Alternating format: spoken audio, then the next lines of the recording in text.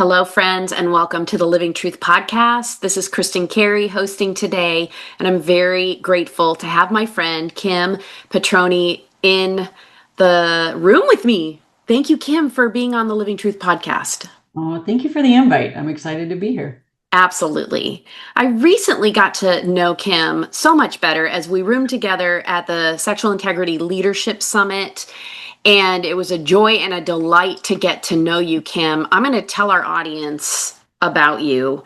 You guys, Kim is an APSATS and IRCM certified coach. So APSATS is the Association of Partner of Sex Addicts Trauma Specialists, the gold standard in training for betrayed partners. And IRCM is about the early recovery couples empathy model. Kim's specialty that I'm going to really highlight today in this episode is her experience, not just personal, but professional, with helping women navigate the unthinkable, which is a divorce.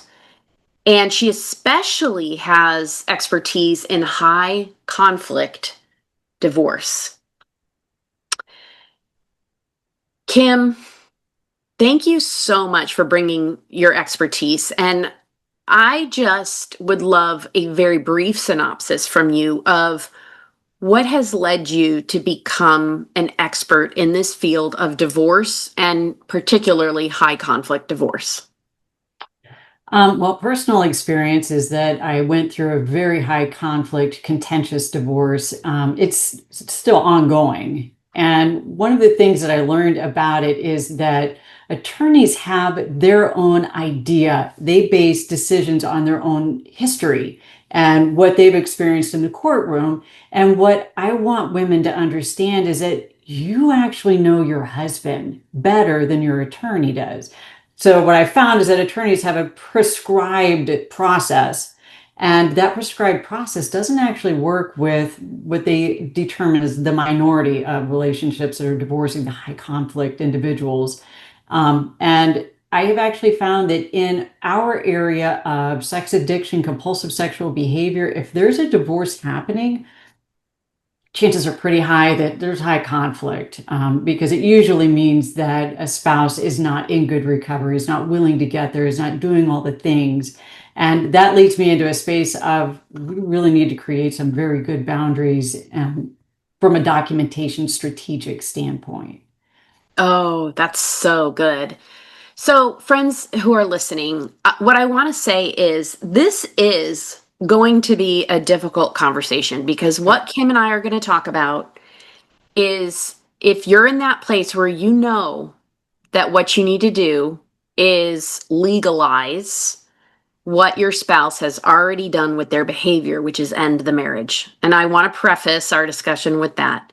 If you are getting a divorce, if you need to get a divorce because your spouse, like Kim said, is unwilling to get help, maybe they check the boxes and they do the meetings and stuff, but they're not truly willing or able to make those internal changes, the healing to sustain good recovery, to be faithful to you and to be truthful and to not be abusive, then they have already ended the covenant. And what you're doing when you file for a divorce is simply creating a legal paper trail and all the implications that come with that for what your spouse has already done. So this particular episode is going to break down some of the steps you need to take if you have already made the decision. Kim and I had a previous conversation where we talked about divorce, but it was a lot more of the background information about like coming to that decision and how do you know when he's not going to change. So if you are in the balance and you're like, I don't know, I haven't made the decision yet, my recommendation is to press pause on this episode and listen to the previous one that Kim and I recorded before you listen to this one.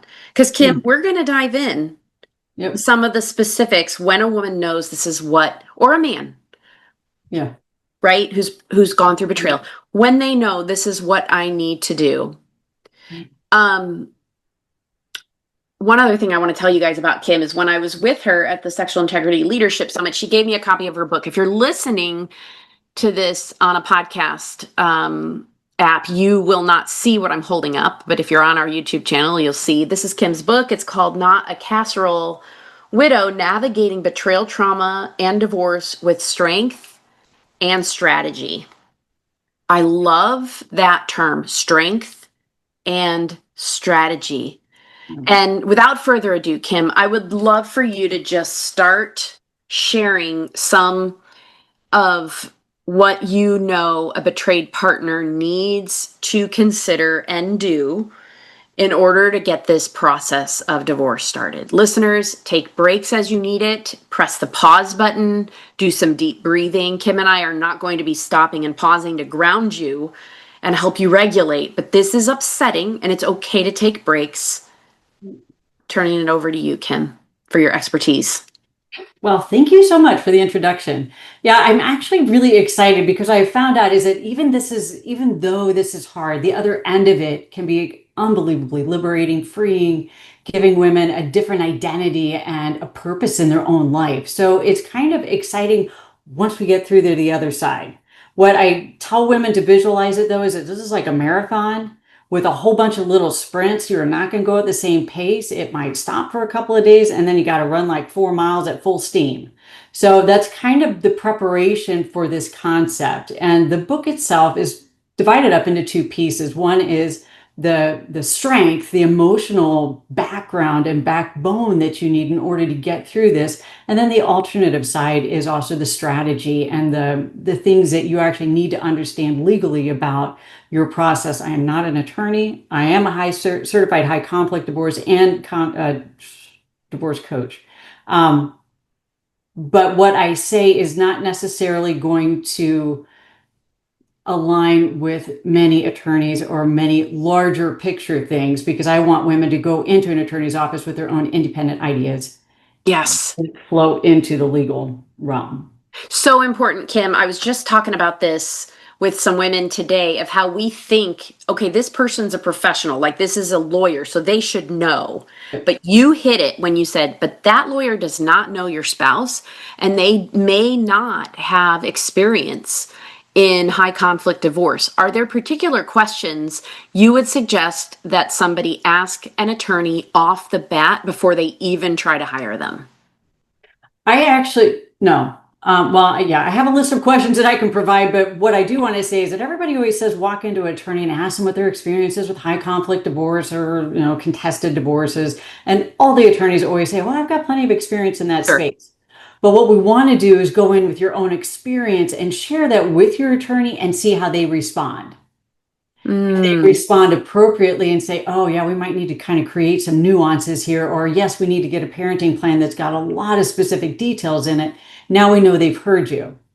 If they just say, oh, we can get this done in a couple of months, no big deal, then this is he's not actually hearing you, or she. So my concept would be more present your story and see what you receive from the attorney.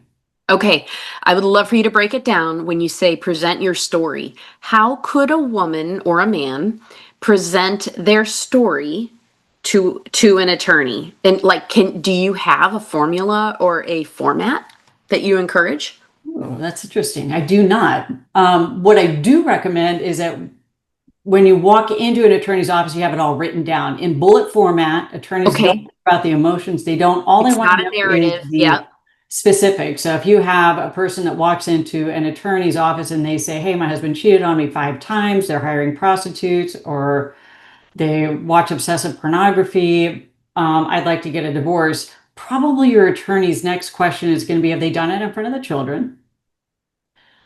How much do you owe on your house? Do you own a house? What are your finances? And you'll notice that that just went right into the financial end of your life, as opposed to really being curious and creative about what has happened within the marriage that has to do with the deceptive behaviors. Because probably, most of the divorces that they do handle have betrayal in them. It's not really very common that you would have a standard divorce that doesn't have betrayal in it. What I like for clients to also walk into their attorneys is knowing what it is about your partner, what makes them tick. What's that piece that that nugget that if your spouse loses this, they're going to lose their mind. So it could be status, it could be money, it could be children, it could be a house, it could be property, it could be any of these things. But if you know what that make or break thing is about your partner, that kind of helps us know how we need to navigate the divorce. If it's status and money, it's a much bigger thing for us to kind of work through. So identifying that, what are your suggestions to help somebody who's just in the rubble of the emotional upheaval of the decision to get that higher level view of what is it that motivates my spouse that is going to really be something they're going to push back and fight me and try to have a power control struggle with me over that they could present to their attorney? Looking at their history with the relationship, what did you guys argue about most often? Mm, What areas were like, did he try to control what you wore? Did he try to control the finances? Did he make covert comments? Like, where was that nugget that just kind of hit you in the gut that is now put you in the space where you know divorce is on the table? yeah, That's kind of where we go. Attorneys aren't going to ask you what makes your husband tick or what makes right. your partner tick. But that's where you want to go in knowing that this guy's got he's got a big old ego. We do not want to go public with this. That Yeah. means that mediation might be an option, or we do not, um, for finances, if they're really stuck on wanting to have all their money, then we try to find ways that we can get creative about them not losing money and at the same time helping you wives be safe in the Yeah. future. Oh, wow. Kim, I feel like I could ask you a million questions about that in particular. Mm. Because what do you think are the biggest risk factors, especially for a woman in a high Mhm. conflict relationship seeking a divorce where she does need to ensure safety for herself? Two different areas, one's financial and one's physical. Um, Typically one of the first things that I recommend if we're in this high conflict area, sort of there's a pattern of behavior that happens with divorces and the spouses. Once they're aware that divorce is on the table, almost all the time there's sort of a lull in the dynamics of the relationship, and the animosity can kind of settle down a little bit and things feel kind of okay. And Mm, I'm just going to use wives because that's usually what I deal with, but what the do it. wives Yeah. do then is they think, oh, okay, everything's going to be okay. I don't need to split the money. I don't need to do these things. We don't really need to create a specific schedule for the children. We don't actually need to involve an attorney. Maybe I can do all this on my own because he's being really nice right now. What we need to do is do the exact opposite. If he's being very calm and quiet, that's when we kind of start requesting certain things that we know are going to take care of ourselves in the future.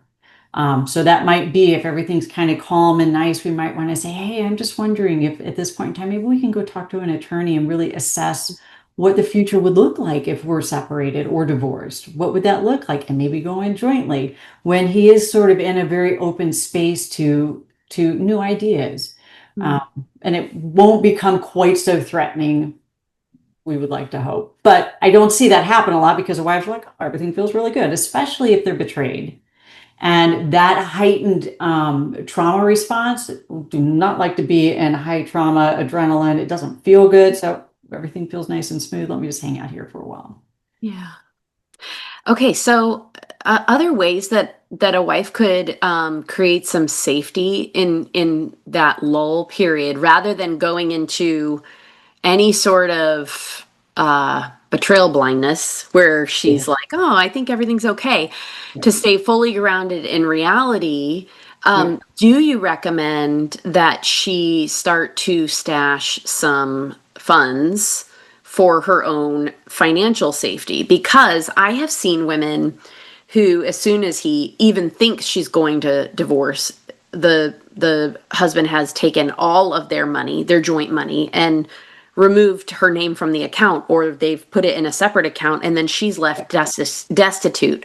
Yep. So how might she financially provide for Yeah. herself in a way where she's also in living congruent with her values? Because I do know a lot of, especially Christian women, who feel like that would be deceptive. And isn't that the same Yep. thing as what he's been doing, being Right. deceptive? And I'm like, no, this is like you're like in the military, you don't And share your military strategy with the enemy. Like you exactly. make Yep. some plans and preparations, and it's not deceptive, it is actually prudent. So, how do you recommend a woman provide some financial safety for herself if Yeah. there's that lull period, or even before she mentions divorce in the first place?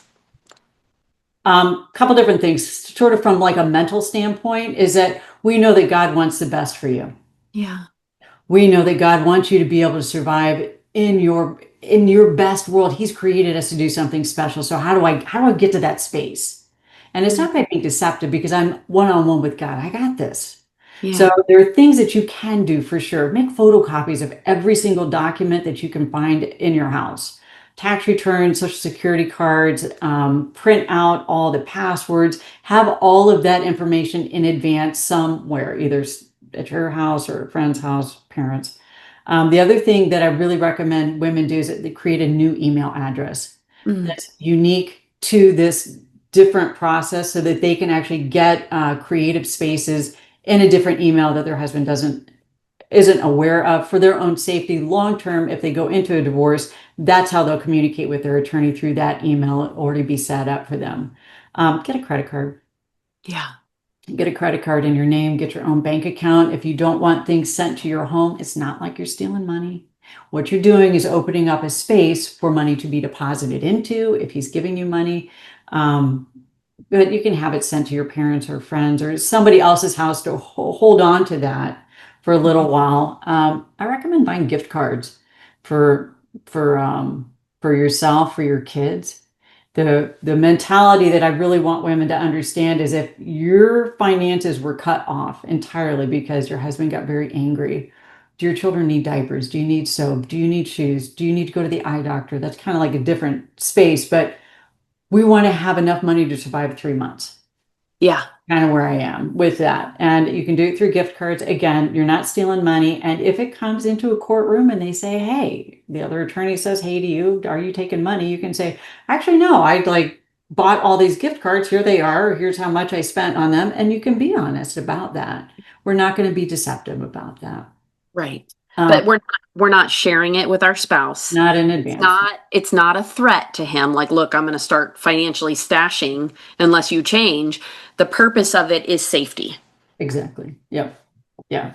And one of the other things too is that if you know that divorce may be on the table, get all your appointments done, dental, eye, OB, GYN, kids appointments, everything, physicals, just so that if it starts getting really rough, you've already done those things and you can relax about it. You don't Yeah. feel like, now I'm in a panic and I don't know what's going to happen, so I got to get all this stuff done ASAP. Right. Take it as it comes right now. The Yeah. visual, a lot of times, that I'll give clients is kind of is like the Great Wall of China. And on top of the Great Wall of China, there's this really flat space, and we can kind of hang out up there and get prepared. And there are two drop offs on either side of it. One's marriage, one's divorce. Mm. So while you're kind of camped out on top trying to figure out which way you want to go, be prepared, be wise. That is scriptural for us to be prepared Yeah. for incoming battle or for the saving of the marriage. If you're up there and you're listening to podcasts about how to save the marriage, you kind of equally want to listen to what happens if. We want to be wise about both sides. Yeah. What are some of the other safety preparations? I love what you said about cash and gift cards and accounts and credit cards and passwords and all of that. What other things would you tell a woman who is like, it's time? Um, think worst case scenario. Okay. Okay, if he cuts me off, if he's living in the house, Yeah. one way might be, a lot of times men won't leave the house. Yeah. So how do we navigate living within the home with someone you're divorcing? Because that can feel really uncomfortable. So what do we need to do to kind of prepare? Like, do I need to make sure that I can sleep on the floor in my kids' room? Do we have a conversation with everybody about that? Do we want to let them know I'm sleeping on the sofa? Kind of, what does that look like? I think the other thing is, just make the call to an attorney or three. and just see if you can get in, see if you can get someone. If you can't find a free consultation, and it may not be because you're looking to get that attorney and use that attorney, but now you've got the feel for it. You've done that first step. You've Yeah. actually parked in the parking lot, walked into his office, dealt with all the anxiety that's involved in trying to communicate with him. It might be a crap shot. But we want you to do it and just kind of figure out what it feels like to be in that space. Mhm. So that would be another issue. And we did kind of talk about this later or earlier. But anything else you want to say about what to ask the attorney besides sharing your story, or not your story, but your bullet points of here's what has occurred. And I will actually, there are so many details involved in that. I'll send you a thing that you can like drop in a PDF format that lists perfect. all kinds of things and a preparation for when you walk into an attorney, you have all the finances in the same space so that when they start asking you questions, you don't freak out. Yeah. And We'll put that in the show notes, yep, friends who are listening. Like we will link this PDF that Kim is describing in yep, the show notes so you can get that. yeah, perfect. Yeah. Yeah. The other things too, what I've seen kind of nationwide right now is that divorcing couples are being required to go to mediation. And mediation is kind of a nightmare for someone who's in trauma because we're in mediation is where we have someone that comes in, I call them fence sitters, and their main objective is to get everybody to agree. That's why we go to mediation, because we're trying to stay out of court and get everybody to agree. The problem is that when we have one person who's been beat up emotionally for years and years and years, and the other who's held the upper hand in it, it's really hard for the weaker person to really state what they need and to know how to present themselves appropriately and how to just really not be run over and bulldozed because they're more amenable. That's sort of, as the wife, that's what we've been trained to be for decades if we've been in a long-term marriage space, especially in our faith community. And what I encourage women to do is we go in at a totally different place. You get to say no, you get to say what you want. You go in educated, you go in with a plan. Yeah. So that would be another space that I'm really starting to find big struggles with clients. Yeah. Yeah. So, is there a way to avoid having to go through mediation if you know this is such a high conflict situation? There's no way that's going to work. Well, I have a mediation workshop that explains all that, but basically, Oh, also, can we put that in the show notes too? we can, yes. Good. Basically, what happens is that when women walk into mediation, we need to understand what happens if we don't agree. Right. And a lot of times women walk in and they don't know they have that choice. So they're like, well, if he won't budge, I got to budge and give in. But we want to know, okay, so if I can't agree on 10 items and we can agree on 3, then the other 7 will take to trial. And to Yeah. not be so overwhelmingly terrified of trial. Yeah. It's hard, it's scary, it's expensive, it's not fun. And at the same time, having a judge make a determination on your future may not be as bad as you think it's going to be if you give up your future to your partner in mediation. Mm. At least we have an option. Yeah. Yeah. Attorneys don't like to go to trial though, and they will preach all day up and down against it. But again, I go back to that piece of, you know, your husband. Yeah. He's not going to agree to anything. We'll go to 2 hours of mediation to appease a judge and move on. Good.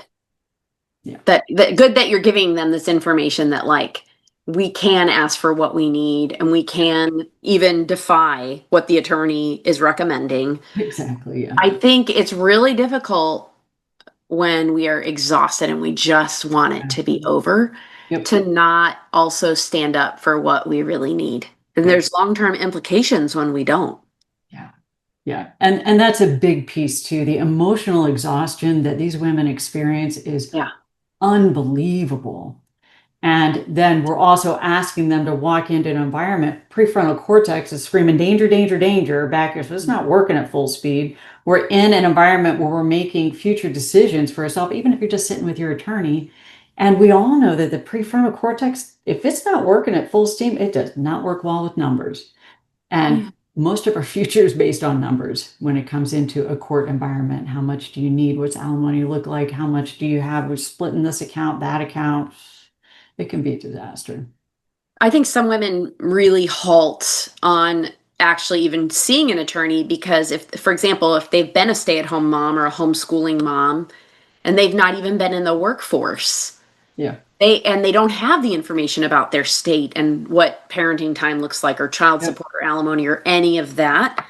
It can definitely put us into a freeze response where it's like, it's just too much. I can't, I have to just stay put where I am. But Yeah. there Well, are, and if then we top it off with what we're hearing from our partner, which is you can't survive without me. I'm not going to give you anything. You're not going to get enough alimony or child support to survive. And the wife is like, okay, well, what he's saying is it must be true. But we got to Google a little bit, ladies. yeah. Yeah. Or Yeah, so you even do prior to you recommend doing a search about your absolutely. state's Yep. child Yep. support and alimony and all of that. Like initially, Schedules. Yeah.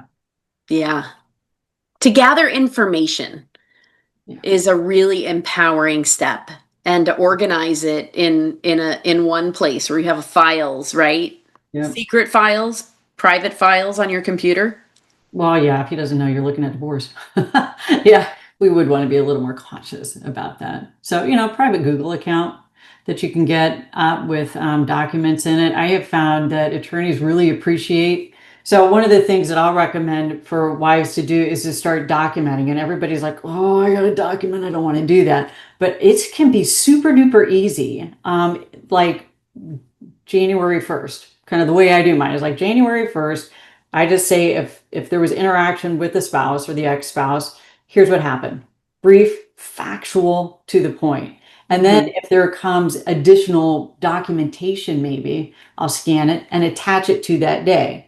That way, when I totally forget everything, I can just kind of go down through this Google Doc and see Mhm. things that are attached and be curious about it. Sometimes I'll color code it green for money or, red for medical, just to kind of give a little bit of a helpful hint about what I need to look at. But if we don't start early documenting, it can be really overwhelming by the time you start documenting.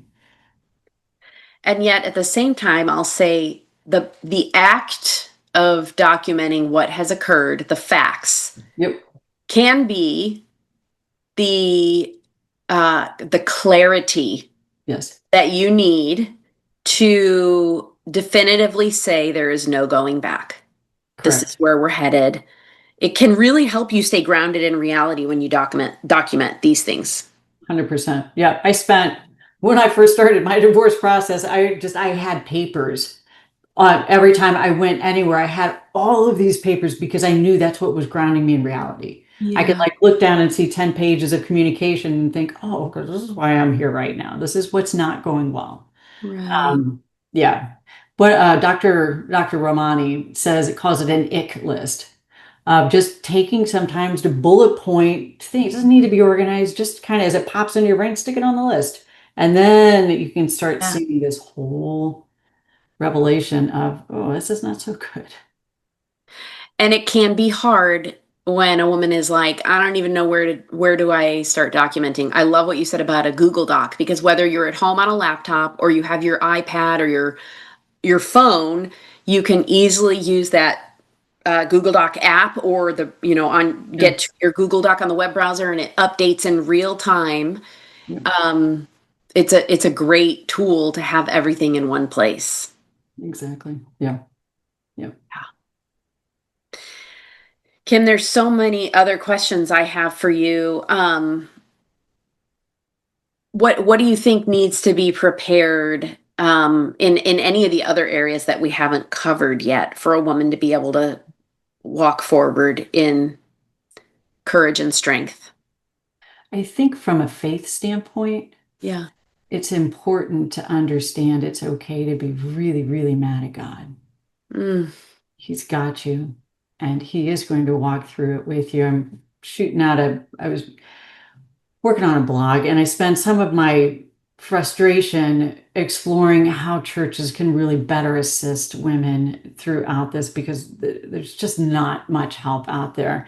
And I was thinking about the Israelites when they came out of Egypt and they got to the Red Sea. throughout that whole journey, God was in front of them, like with the big fire and the big cloud, and everything was all, they had a place to go. And then all of a sudden they got to the Red Sea and the Egyptians start coming up, and God switched his posture. He parked himself behind the Israelites to protect them from their oppressors. Mm. He's shown a light forward and darkness behind. And I keep thinking, if we could have a faith community that would stand behind these women and behind these abused people trying to divorce and navigate a future that they think God wants for them, what would it feel like to know that God was right behind me, lighting my path forward, the faith community behind me, lighting my path forward? And I think that's, if we could get that visual into our head, that would help us kind of go forward into a space where we have no idea what we're getting ready to walk into. We don't know if the waters are going to part or we're going to have to trudge through it knee deep.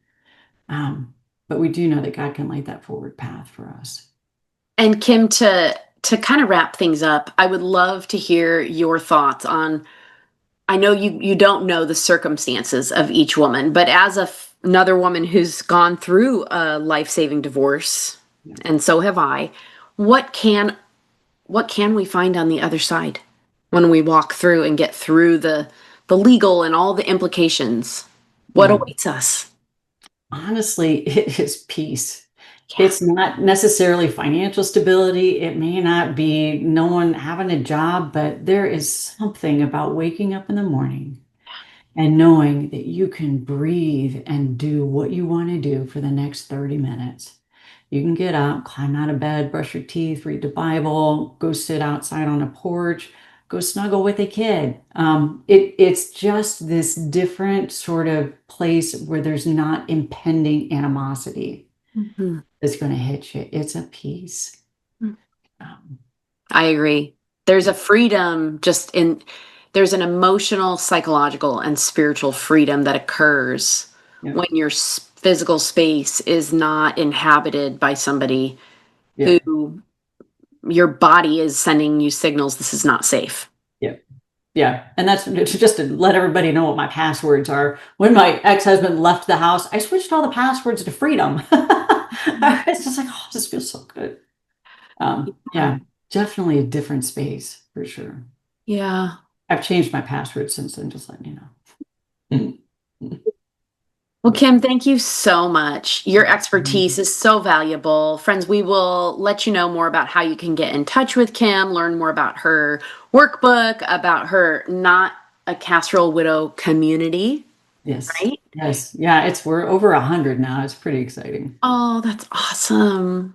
Yeah. Thank you. Thank you so much, Kim, for your time and your energy. And friends, if you have not already taken a moment to rate or review the Living Truth podcast, would you do that wherever you listen to podcasts? It helps more people find us to get the hope and the healing that they need. And until next time, I am holding out hope for you.